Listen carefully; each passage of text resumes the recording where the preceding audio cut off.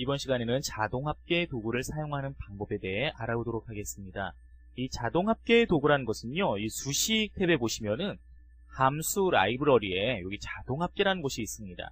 이 자동합계를 한번 보시면은 위하고 아래로 이렇게 버튼이, 이 아이콘이 좀 분리되는 걸 알게 되는데요. 요 위에 있는 요 시그마 표시가 바로 자동합계, 바로 합계를 내는 그 기능을 하게 되고요. 요 아래에 화살표를 클릭하시면은 합계 외에도 평균이나 숫자 개수, 최대값, 최소값 등 이렇게 5개의 기본적으로 자주 사용하는 합계를 낼 수 있도록, 또는 그 함수를 계산할 수 있도록 하는 역할을 합니다. 자, 그 중에 자동합계를 우선 사용하는 그 기능에 대해서 알아보도록 하겠습니다. 자, 우선 합계를 내는 방법, 우리 다시 한번 돌아보고 시작하도록 하겠습니다. 우리가 합계를 낼 때는요, 방법이 2가지가 있다 그랬어요. 기존에 알고 있는 방법은요. 자, 첫 번째, 는을 입력한 다음에 각각의 셀들의 값을 더하기 해서, 자, 더하기 해서 이렇게 결과값을 내놓는 방법. 수식이죠. 자, 이걸 좀 더 빠르게 하기 위해서 어떻게 했습니까? sum이라는 sum이라는 함수를 이용한 다음, 입력한 다음 사용할 범위를 지정하고 가로를 닫고 엔터를 눌러서 계산하는 방법이 있다고 그랬습니다. 자, 그런데요, 이 자동합계라는 건요, 더 빠르고 쉽습니다. 자, 원하는 부분을 블럭을 설정하는데요. 자, 여기서 이제 다른 함수 입력하는 방법하고 틀린 게 있다면요, 뒤에 빈칸이 하나 있어야 됩니다. 왜요? 결과값을 입력해야 되잖아요. 결과값을 입력해야 되기 때문에 뒤에 빈칸이 하나 있어야 됩니다.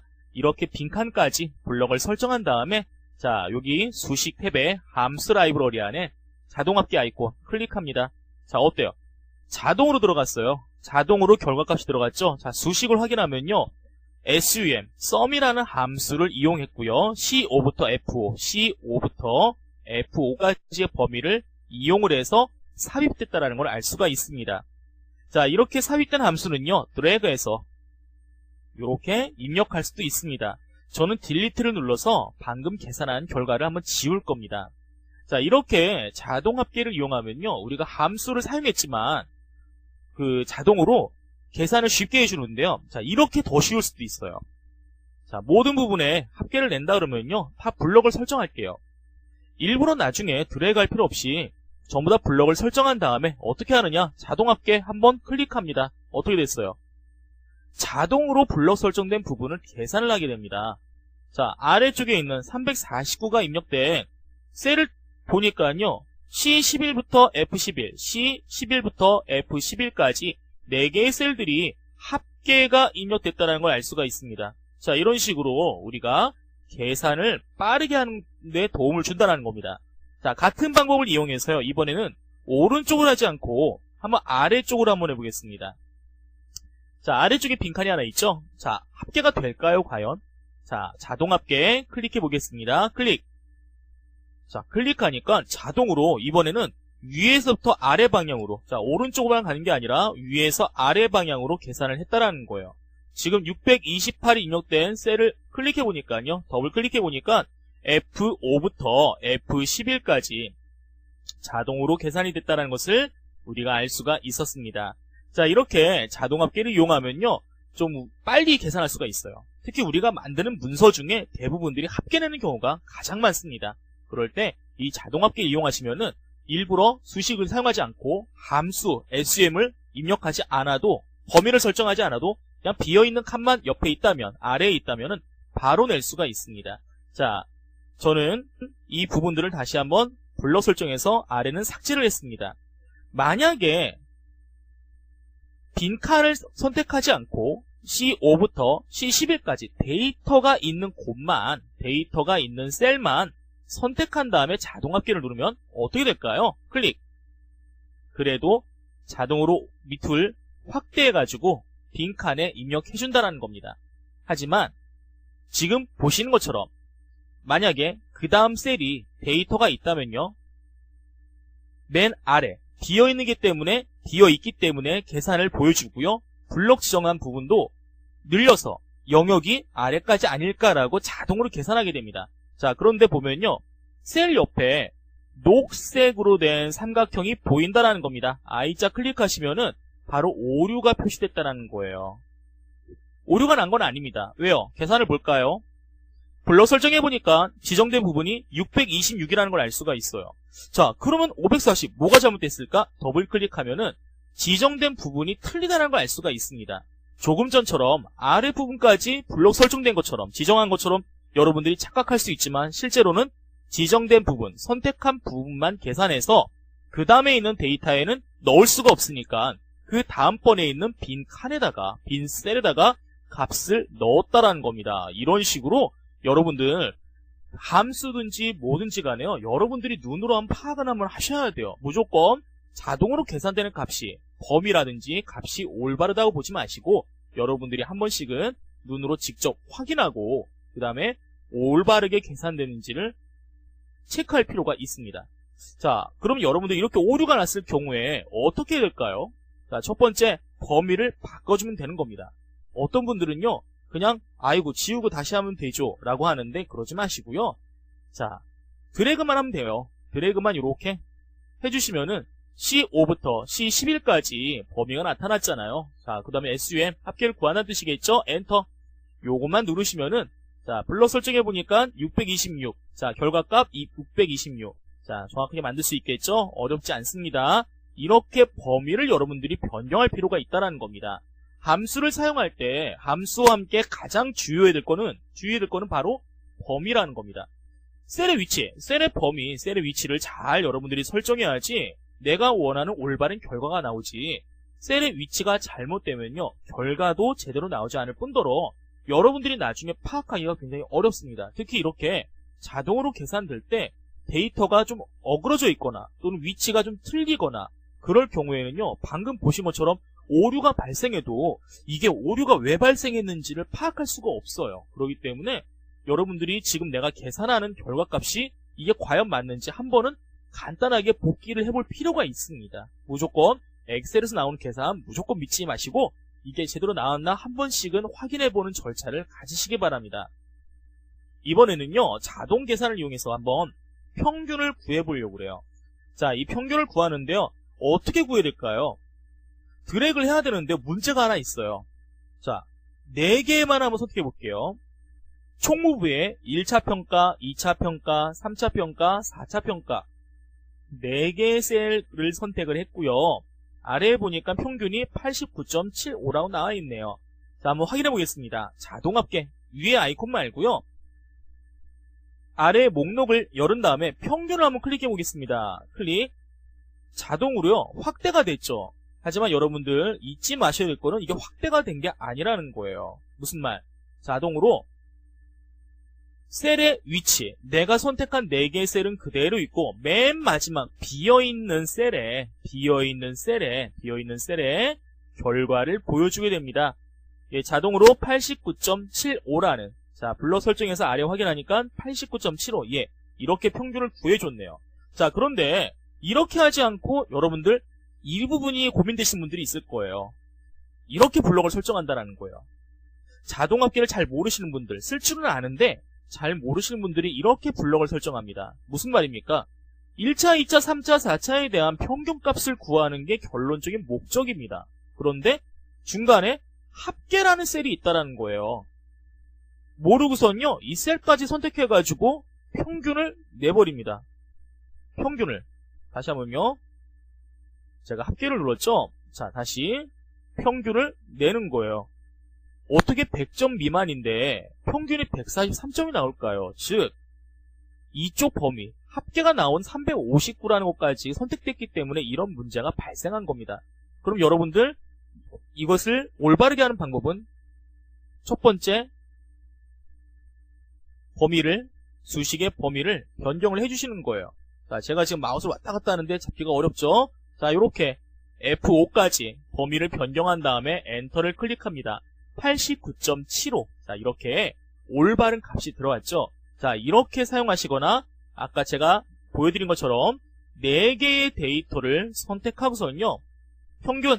자, 그렇게 되면은 마지막에 빈 셀에다가 중간에 합계값이 있지만 빈 셀에다가 결과값을 만들어준다는 겁니다. 지금 보시는 것처럼 C6부터 F6까지 이렇게 보여준다는 것입니다. 자, 또는 이렇게 한번 해볼까요? H7셀, 즉 영업 1팀의 평균 점수를 구할 건데요. 비어있죠? 자, 이 비어있는 빈칸 그대로 놔둔 상태에서 자동합계 평균함 눌러볼게요. 자, 평균을 누르니까 에버리지, 나중에 배울 함수겠지만요. 에버리지, 평균을 의미하는 함수입니다. SUM, 합계와 함께 에버리지. 자, 평균을 내는 함수 중에 한 가지입니다. 자, H5부터 H6 그냥 셀을 선택하고 자동으로 자동합계 목록이 있는 평균을 누르면요.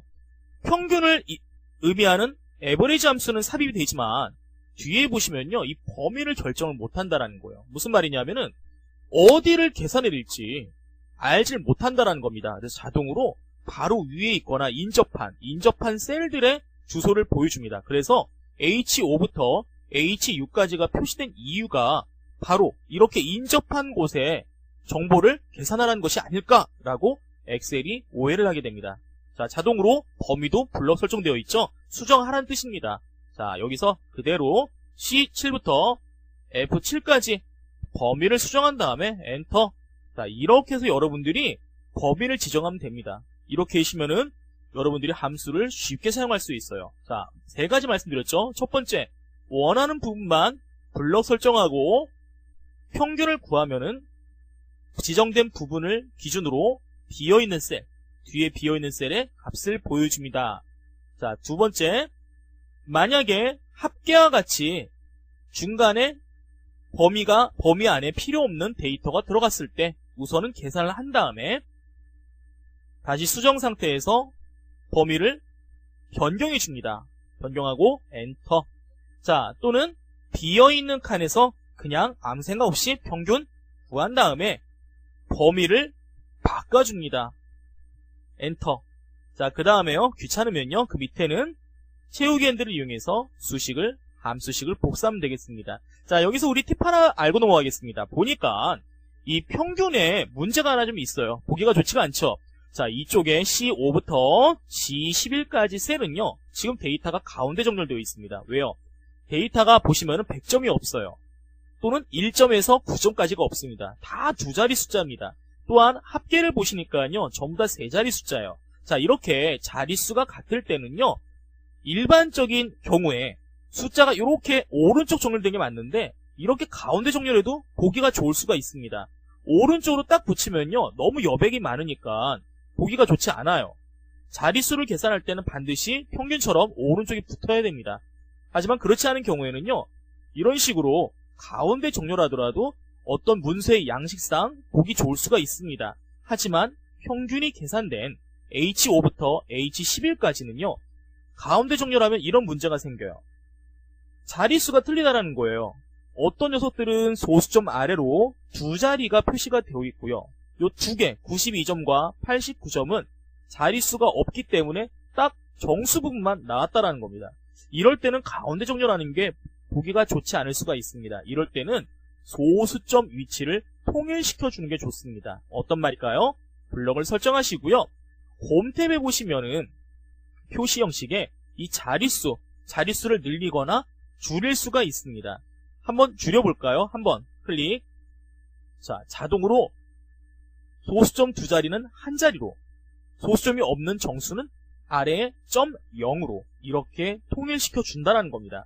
자, 통일시키는 건 좋은데요. 아까 두 자리일 때와 틀린 게 뭐냐? 두 자리일 때와 틀린 거는 75. 75면 어떻게 될까요? 반올림이 될 수밖에 없는 겁니다. 즉 89.8이 되는 것이고요.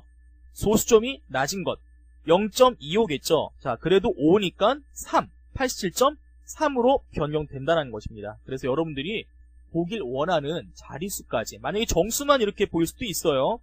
여러분들이 원하는 자릿수까지 표현하시면은 좀 보기 좋게 표를 구성할 수 있다. 이것도 여러분들 센스 있는 그 문서를 만드실 때 이런 것도 꼭 기억을 하시는 게 좋습니다. 그냥 무조건 나온 결과값, 물론 계산된 결과값이 중요하겠죠. 하지만 계산된 결과값보다도 이 문서적인 양식을 통일시켜 주시거나 이렇게 정렬 방식만 꾸미시더라도 보기 좋은 문서를 만들 수가 있습니다.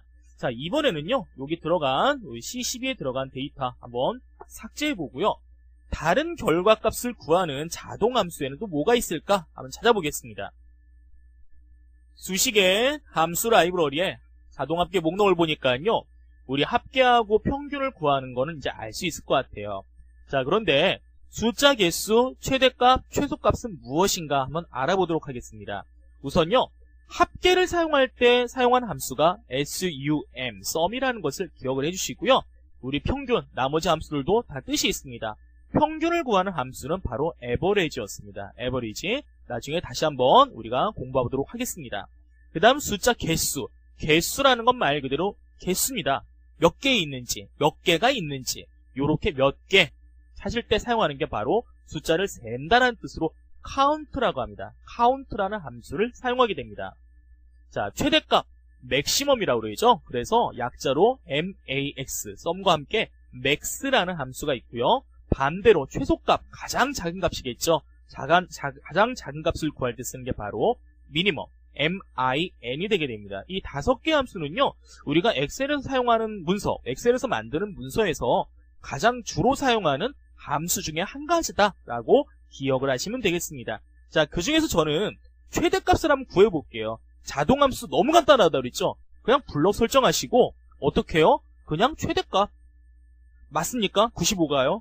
자, 이 안에 데이터 계산해보니까 90이 넘어가는 게 4개가 있고요. 그 중에 가장 큰 값이 95라는 걸 알 수가 있었어요.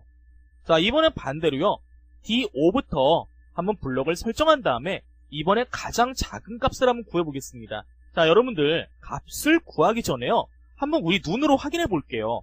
가장 작은 값, 우리 80점대가 지금 3개가 있네요. 88, 86, 88. 그러면은 가장 작은 값은 몇일까요? 바로 86이 돼야 됩니다. 자동합계 최소값 구해볼게요. 자, 86 맞습니까? 자, 이렇게 우리가 자동합계에 있는 최대값, 최소값을 이용해서 정해진 범위, 우리 주어진 범위 중에서 가장 큰 값 또는 가장 작은 값을 쉽게 구할 수가 있었습니다. 자, 이번에는요, 제가 여기 비어있는 셀에다가 한번 구해볼 텐데요. 뭘 구할 거냐? 숫자의 개수. 내가 원하는 범위 안에 숫자가 입력된 개수가 몇 개가 있는지 한번 구해볼 겁니다.